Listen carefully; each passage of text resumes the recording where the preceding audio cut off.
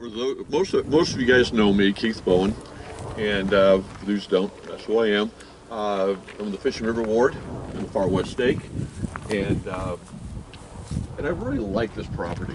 I know the owners, and they allow me to take people down to the site. There's a couple hundred acres here, which the site is located. It's right in the middle of all of it. So it's a river. It's right at the lowest point that goes right through it. And it takes about 2.5 hours to leave here, walk down there, walk through the river where everything happened, go to the other side, come back, and come back up here. It takes about 2.5 hours. So we don't have enough time to do that today. So I'll tell you what, the site down there is absolutely beautiful. It's all bedrock, and that's why it's a ford. Because if it wasn't bedrock, when the road came down over here and came across the ford and came up over here, if it was muddy, it would be a hard time for wagons and people to cross. The water's not very. There's a photograph of it right here. I have a photograph of the exact same spot with John Call standing right there, and it looks just like that. You know, that's still what it looks. Unlike Hans Mill, like I said, the river's all bedrock down there, and not only where the river goes, it's bedrock and solid floor. It kind of comes up and has like a little sidewalk, and it goes down along the side of it. So it's really kind of neat to go down there and see it. So when they describe the things that happen from the journals, everything's still in the same place, which is kind of neat. And again, like at Hans Mill, we're not quite sure where things happen. We don't know how far the river's moved and things like that, but that's not the case here. Like I say, I love this property, and because of the significance of it, and in the events that shortly after, it started some dominoes falling that are really important. Okay.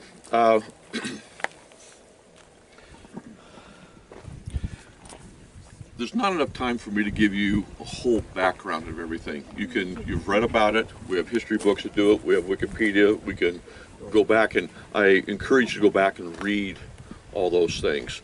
I think what's the most important thing right now is for me to show you where things happen, so that when you read about it and study about it, you go, yeah, I was there. It's like when we go to Zion's camp, to stand there where the storm hit, where the Baptist church is, and those things like that. It's just kind of neat to go there and experience that, and then, you know, for the rest of your life as you study it and think about it, that you were there when it happens. And I think that's what the value of being here now. We're the 25th is the 183rd anniversary of this event, and what's going to happen here is after this. Well, let me do the end of that. So let's show you kind of where everything is. I think everybody kind of wants to do it. If you come here in about a month, all the leaves are going to be gone right here, and you can actually see things a lot better. You can actually see them a little bit better now than you can, let's say, a month ago. But the Crooked River is very crooked here. It truly is. If you see the map that's there, if you don't have the map, kind of share it with someone there. I made some copies of it, and you'll see that map on the what we have.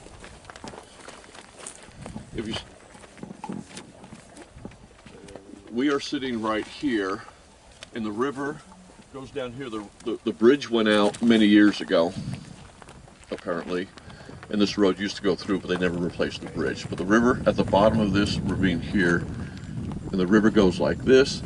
Now, if you can see this little meadow down there,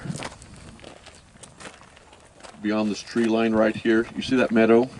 If you were to walk just a straight line right there, you would get to where you see where the bee is in Bogart's camp right there, like behind that bee. That's what we're looking at. We're actually looking down through this whole area right here is what we're looking at when we look down that way. And there's a gate down there on the fence line. We usually walk straight down through here. We go through that gate, then we go through some trees, and then we come to the river. The river goes over here. It has a big turn over here, then it straightens out, and then it winds a few times and goes back that way. but it's that straightaway right here is what we're talking about. What had happened was Bogart Smith had taken captive 3 prisoners, and they said they were going to kill them in the morning. So at midnight, Joseph Smith at Far West, which is up this way, gets the cavalry to come down here. Not the infantry. The infantry would have been on foot. The cavalry's on horses. Now that's a really important point, what happens here. And I'll explain that here in a moment, why the cavalry was so important. So they came down the road. If you see that very top tree line over there, that's a ridge. And the road's up on that ridge. So as this ridge comes down, that ridge is going to come down and hit river level right through this tree right here. So it's going to come down like this and come down. So that ridge is going to come down, cross the ford, right about through here. It's going to criss over the top of this, and it's going to come out right over here. Now, there's a family cemetery over there. You see the white fence? That's the family cemetery of the people that lived here at the time of the battle, the McDonald family. So the guy that actually lived here with his house here, when that happened, he's actually buried over there. And there's about 26, we found about 26 headstones there. A lot of them are even buried underground. They'd fallen down under a couple inches of dirt. And we measured them, we found them, and took photographs of them. So we dressed that cemetery. We've done it like 3 or 4 times. We've gone in there and cleaned it up. The owners of the land really appreciate that. So anyways, so when members of the church, which there were about 60 of them, they come across the ridge, and they get to a building. If you see the building here on the map, it's called the field house right there. That's where they thought they were being held up. So they actually go there to attack that little house, and nobody was there. So then they continued down the road, and they ran into a O'Bannon, who wasn't a member of the church, but he was from here. He kind of knew what was going on, from what I understand. And he said, they're not up here, they're down by the river, down by the ford. So they're off their horses, and a member of the church and O'Bannon are walking down to check it out, to scout ahead, and there was some sentries that were on the road, and they shot O'Bannon in the face and killed him instantly. So he's dead. And then the sentries run down the hill and said the Mormons are coming. And then what they did was, they were on the other side of the river. So what you're going to have is you're going to have, if you see on this map, you see those 3 dark arrows. That's going to be, Patton and the 3 columns. They're going to come down. You'll see them on this map right here. There's where they were shot, where they came down, and then before the road gets to ground level, it's a hill. It's I'd say it's 3 times the size of that telephone pole at least. It's 1, 2, 3. So there's a hill about that big, and it's heavily wooded. So what they did is they came down, and 3 columns of 20 men came down that column to attack the open area where Bogart Street, where they were camped out. So what they did was, what the militia did was, they backed off their camp and they dropped into the river. Now you'll see the river's got an area about this high where it's ground level. So they dropped down and put their rifles at ground level, and they're in the trees. Now mind you, the sun hasn't come up yet. So it's just starting to get a little bit light on that far in the horizon over there. So what happened to the members of the church, what happened was they were coming out of those trees, and they were silhouetted by the light that was starting to come up. But then the militia was in trees, snuck down into the river with their guns pointing toward them. So they come running out charging, and you have Patton, which had his full-length white leather jacket on. It was kind of stuck out like a sore thumb, and they come running out. Now this is really interesting, because you have an area about where we're at right here, and maybe that fence right there. You see that little fence right there? There's an open area there, and then there's the trees and the river. And this is the bottom of the hill, let's say. So they come running out of the hill, and they know the militia's right there. Well, they are cavalry, so they're going to have pistols, and swords. They're not cavalry. They're going to have rifles. So what happens is, as you come running out of here, they have the advantage at that point. But what you want to do is you want to get hand to hand with them quickly. You don't want a standoff. So they go running out of there, and they get to the trees, and now it's hand to hand. So now they have swords, and the rifles have been spent, and they got to reload them. So now the advantage is now switched over to Patton and his guys. So what happened was fairly quickly, the militia takes off through the river, back up the other riverbed, and they come through this meadows all the way along here behind these trees, and they come back this way. Now, so we have the guy that was killed. We have, as they come out of the hill in this open area, and then they get to that row of trees right before the river, that's where Patton was shot, on this side of the river. Someone came out behind a tree, they turned point blank and shot him a couple times. And then we're going to talk a little bit more about that later. Now, as they gathered everything, it was all over with. They got the guys that were captured. They start heading back to Far West. They realized that one of the members of the church was missing. So what they did was they came back and they looked around. They found him face down in the ground. He was dead. But the interesting thing about that was the cause of death probably was a sword strike in the back of the head. So what does that mean? Yeah, friendly fire probably, because it was Patton and his guys that had the swords. So we're not going to have uniforms and stuff. It's going to be almost dark. There's very little light, and you're in some trees, and you're hand to hand, and everyone's just fighting and swirling around, and that's probably what happened right there. So he's actually going to die before Patton's going to die on the way back to Far West later on. So I know I don't have a lot of time. I hate to go off too much. There's a history about this is right in that 6-mile band between in the counties. It actually was part of Ray County at the time, I guess. But they're trying to separate the counties with the members of the church and the non-members of the church, and it just seems like a plan that was not very well thought out. Because how do you split a county in 2 counties? Say we want members of the church over here, we want members of the church over here, but there's already members of the church here, there's already non-members there, you know, and it just didn't work out very good. So that kind of caused the situation. But I think the reason why this is so important is because this is going to happen. The report's going to get back to the Governor Boggs, that they wiped out the militia, and 2 days later he's going to do the extermination order. And then we're talking about a day or two later at Far West. I think the day later at Far West, Joe Smith is then arrested with others. Some are let go, but Joe Smith goes to Independence, he goes to Richmond, he goes to Liberty Jail. And by the time he gets out of Liberty Jail, most of the saints are out of the state. So the extermination order was fairly effective at that point. From everything that I understand, that the extermination order, there wasn't enough time for it to contact the Hans Mill. It wasn't an effective Hans Mill. I've always thought that extermination came over, then the Hans Mill happened. That was a direct relationship to it. But when I read the things I do, they probably wouldn't have known that at that time. Okay, anybody have any questions that can?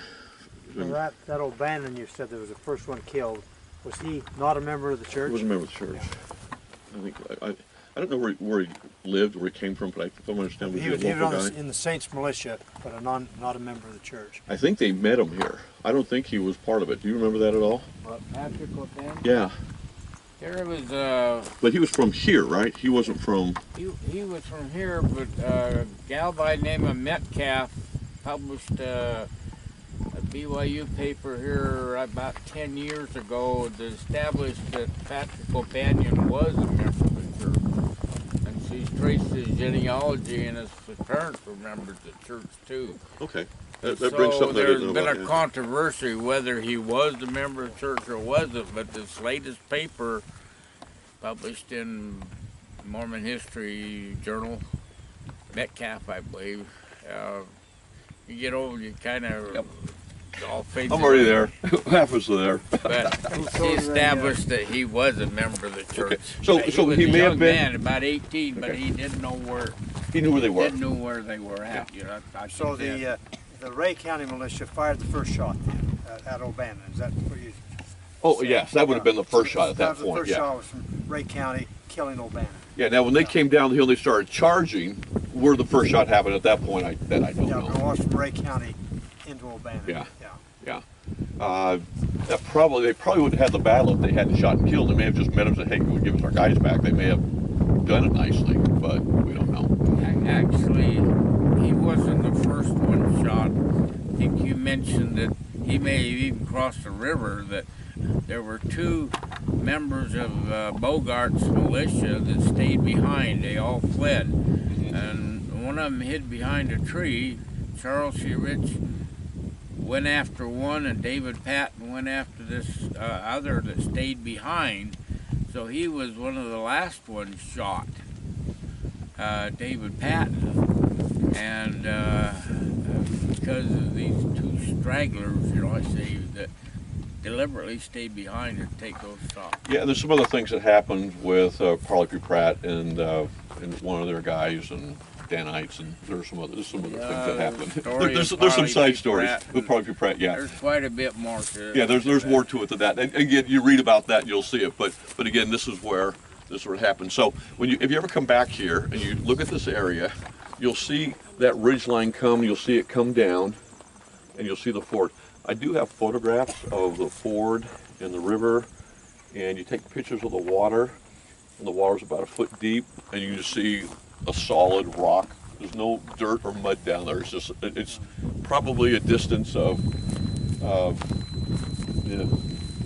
let's say 1, 2, 3, 4, 5 telephone poles where it's just solid rock in the water, and there's just no dirt there at all. You can sit there and just walk right down the water. Good place to see that rock is called the Rockford Crossing on Gold Road as you come from 116. This is where the Saints crossed the Crooked River on Rockford Crossing, and it's just a beautiful spot that you see this rock that you're talking about. And also at Gold Road up here, I was there with Wayne May, and we got on that mound, and he says that's a burial mound. Yeah. So if you see Gold Road and 116 right there, if you look in the middle of that field, you see this big mound right there. And he says it's the exact size, and we went there and took a look at that one day. So it's kind of interesting. So if you see Gold Road, about 3 miles of I-35 in a flat area when you go back 116 that way. Some good maps that are on the internet. There was a person by the name of Mel Trungate. Mel Trungate and I met at a John Whitmer Society convention probably 25 years ago, and he and I wanted to leave the convention to go to Crooked River here and to find the actual site. And so he and I came down here, and he walked up and down the river here. I couldn't walk well. I've been river for many years, but he walked up and down the river until he found the site. And so he's got websites that he produced, Mel Trungate, Crooked River, and his maps and stuff like that are just as accurate like the ones you have. Yeah, you go down there, you can actually see the ridge. You stand there and you see where the road, you can look right up to see where the tree lines are still there, where the road came down. You see the turn, and you pretty much see there's a tree line on the other side, and probably the tree line on the other side would have been pretty accurate where it is down there. Still see that road in that picture of George Edward Anderson. Yeah, you can see the ruts and everything, and that's where I've sat and took those photographs of.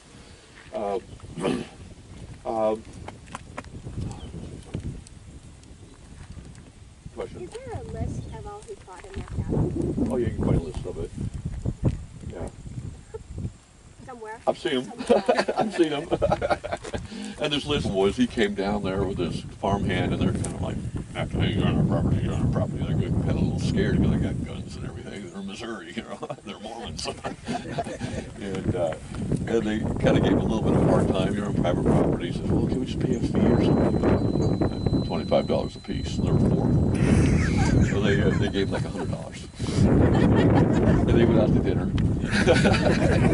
And then just make sure you close the gate on the way out. And so they got down there, but very few people have been down here. Not very many people have been down here, members of the church. I've taken about 80 people down here over the last 5 years. I just called. If you were to call the landowners, you'd say, call Keith Bowen, he'll take you down there. They don't mess with it. They don't want people on the property. They tell me to tell people, do not jump the fence and go down there. If you have cattle, I've had cattle before, you don't want people walking through your property, leaving gates open, and things like that. It's not good. So I get groups together and we go down there once in a while. Sometimes big groups, sometimes little groups. And we go down and see it, but it's a beautiful sight down there. But I really love the fact that so much happened here. That was a lot, but what happened here really caused a lot of other things to happen. I mean, Liberty Jail, you know, and then eventually the extermination order was part because of it also. So that's a big deal. There's a lot of other things that I could talk about, but we are out of time. I could take a couple questions real quick if you like. But again, the most important thing is that we're here, we see it. You can come back, you can read about it, this is where it's happened. And if you ever do want to go down there, let's say it's starting to get kind of cold right now. That water's really cold walking. I've got to take my shoes off. The river's about here to that big tree right there, it's about that wide. And the water's usually about a foot deep. We built a rock bridge. Underline, we put a bunch of rocks on it and kind of walk across it. But when it rains heavy down here, the water's probably area. You guys have witnessed that in this area, right? Yeah. But he goes, after it rains, I'll go down there about a week after it rains, and you'll see all the grass laying sideways. Yep. I'm going, that river's down there, and we're up on the banks of the flat area, and the water was all the way up here last week. So it can get quite forceful, the water down there. Any questions? Also, the 105 section of the Doctrine and Covenants is that from Excelsior Springs also. And Hiram Page grave site's right there outside Excelsior Springs. So if you ever go down to Zion's Camp, if you know Excelsior Springs, if you know where the pasta plant is, it's by the hospital. And on the north side of town, there's a hospital, and just across the highway there, there's a big, huge building, big concrete building. Like 80% of the pasta in the whole country comes from that building. And it's massive, right? If you're at the front door of that pasta plant, they have a gated entrance. If you walk up, you see that gate in front of you, and you turn around and look across the street, that piece of land right there is where the 105 section of the Doctrine and Covenants, the Fishing River revelation was given. And if you're there, you're on top of a hill. If you go east from there, you go down that hill, the Fishing River's right down there. The Fishing River goes into 3 forks. It comes up where the Zion's Camp happened. That goes toward Liberty. One comes up here, and the other one goes to Crystal Lakes, comes up to Lawson. So that whole area all drains to that area where the storm hit. So it's pretty crazy. So if you ever want to see that,